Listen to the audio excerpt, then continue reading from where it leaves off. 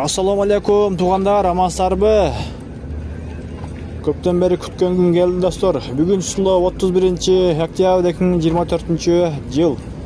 Ноқат шарындағы жолы, Улуу Жибек жолы буйруса бүтті достор.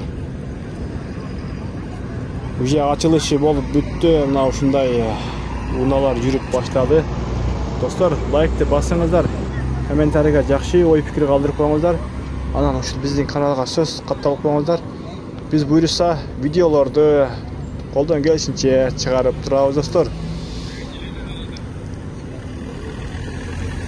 Köp yıllardan beri şul yol talkı болып жатат dostlar. Bunday nasip kılıp ушул бүгүн buyursa açılış günü boldu dostlar. Бүт бар жакшы болду. Уже линиялары сызылып.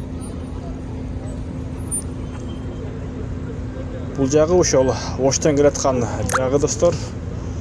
Оштан келе жаткан жагы. Буйруса эмдеги жылы ушул кыргыбай болот дейт айлампасы.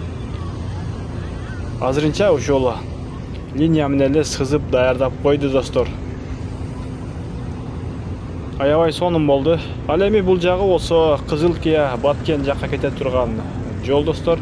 Мына көрүп турганыңыздардагыдай 4 полоса oldu.